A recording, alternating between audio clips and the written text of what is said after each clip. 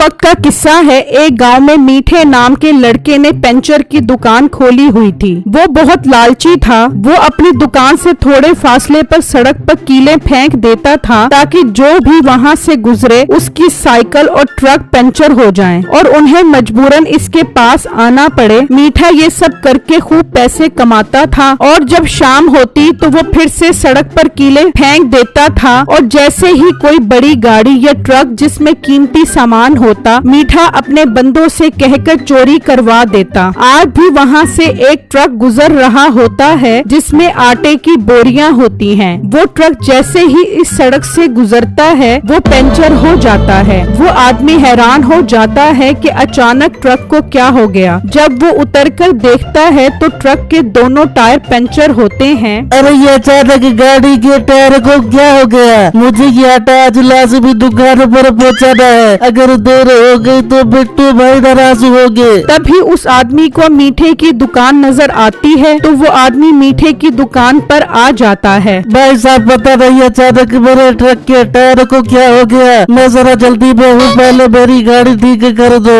ठीक है भाई, मैं ठीक कर दूंगा, बस 1000 रुपए लगेंगे। अरे भाई तू पंचर वाला है क्या कसाई जो ट्रक ठीक करने के इतने पैसे मांग रहा है? देखो भाई मैं बहुत मसरूफ हूँ, अगर तुमने काम करवाना है तो इतने पैसे देने पड़ेंगे। अगर इतने पैसों में समझ नहीं आता तो मेरा वीर अपना ट्रक कहीं और ले जा। ठीक है भाई, तुम मेरे ट्रक के टायर ठीक करो, मैं 1000 रुपए दे दूंगा ना यार।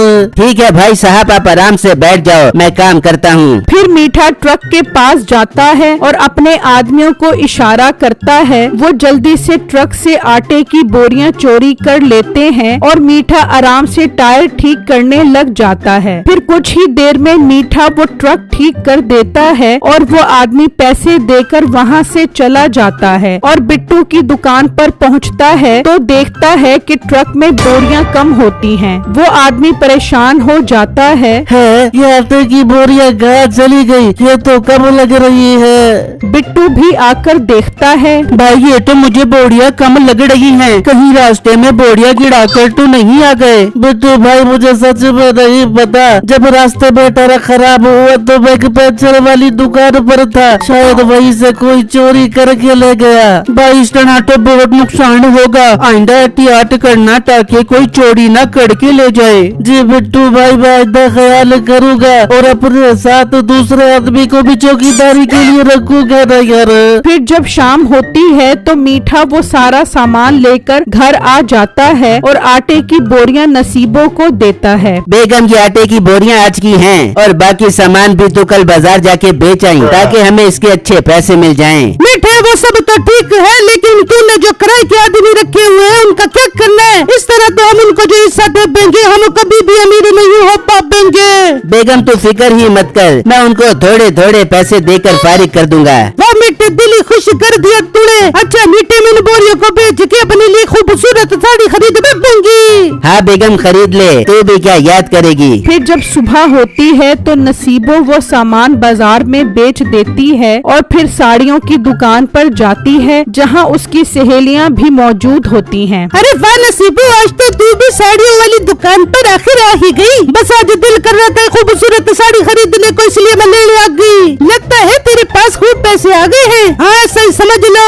ओ भाई साहब एक महंगी साड़ी तो दिखा दे भी हो। अच्छा बाजी, सबसे महंगी और खूबसूरत साड़ी देता हूँ जो आप पर बहुत अच्छी लगेगी। फिर दुकानदार उसे साड़ी देता है। नसीबो उसे लेकर घर चली जाती है। दूसरी तरफ गांव वाले इस बढ़ती हुई चोरियों और गाड़ियां खराब होने से बहुत परेशान थे। आए दिन किसी न किसी की गाड़ी खराब होती है और सामान चोरी हो जाता है। गांव के लोग परेशान होकर चौधरी साहब के पास आते हैं और चौधरी साहब को सारा माजरा बताते हैं। चौधरी को ये सुनकर बहुत गुस्सा आता है। जब कुछ अरसा गुजरता है तो मीठे के आदमी इसके पास पैसे लेने के लिए आते हैं। जब मीठा उन्हें 2000 देता है तो उन्हें बहुत गुस्सा आता है। मीठे सारा काम तो हम करते हैं और तू हमें सिर्फ 2000 रुपए ही दे रहा है। देख भाई मेरे पास फिलहाल इतने ही पैसे हैं क्योंकि आजकल लोग सामान महंगे दामों पर नहीं खरीद रहे। लेकिन मीठे तेरे पास तो बहुत पैसा आ गया है, तभी तो तूने अपने लिए इतनी महंगी मोटरसाइकिल खरीद ली है। हमें भी ज्यादा पैसे चाहिए, वरना हम तेरे साथ काम नहीं करेंगे। ठीक है, मत करो मेरे लिए काम, मैं अकेले ही कर सकता हूँ। चलो मेरा वीर, अब निकलो यहाँ से। वो आदमी गुस्से में वहाँ से चले जाते हैं। यार, हम मीठे से बदला जरूर लेंगे, इसने हमारे साथ धोखा किया है। जब कुछ दिन गुजर जाते हैं तो बिट्टू अपनी साइकिल पर उसी सड़क से गुजर रहा होता है तो अचानक उसकी नजर जमीन पर कीलों पर पड़ती है। बिट्टू उन्हें उठाता है। ये यहाँ किसने कीले फेंकी होंगी? इससे तो सब गाड़ियों के टायर खराब हो जाएंगे। बिट्टू इन कीलों को रास्ते से हटा देता है। दूसरी तरफ मीठा इंतजार कर रहा होता है कि कोई नया ग्राहक आ जाए, मगर शाम हो जाती है, कोई भी नहीं आता। तो मीठा सड़क पर जाकर देखता है तो वहाँ पर कोई भी कील नहीं होती। ये मेरी कीले किस मनूस ने हटा दी? तभी तो मैं कहूँ कि आज कोई ग्राहक क्यों नहीं आया मेरी दुकान पर। मीठा परेशान घर आता है और नसीबो को सारी बातें बताता है। मीठा, तू परेशान क्यों होता है? कल दोबारा जाकर कीले फेंक दी, पहले भी तो किसी को शक नहीं हुआ, तो अब क्या खाओगे? जब सुबह होती है तो मीठा फिर से सड़क पर कीले फेंकने के लिए जाता है। तब भी बिट्टू गुजर रहा होता है तो वो जल्दी से छुप जाता है और देखता है कि मीठा सड़क पर कीले फेंक रहा होता है। अच्छा, तो ये सब मीठे का काम है, इसकी वजह से लोग परेशान हैं। ये टायर पंचर करके लोगों से पैसे बटोरता है, मुझे गांव वालों को बताना चाहिए। फिर जैसे ही मीठा वहाँ से जाता है तो बिट्टू जाकर सारी कीले दोबारा हटा देता है और वहाँ से चला जाता है। फिर जब शाम होती है तो मीठा परेशान बैठा होता है। कहीं आज भी तो किसी ने कीले नहीं हटा दी, आज भी कोई ग्राहक मेरी दुकान पर नहीं आया। दूसरी तरफ बिट्टू गांव वालों को सारी बातें बता देता है तो सब गुस्से में आ जाते हैं। हम मीठे को नहीं छोड़ेंगे, कल ही जाकर मीठे की खूब धुलाई करेंगे और अपने पैसे वापस निकलवाएंगे।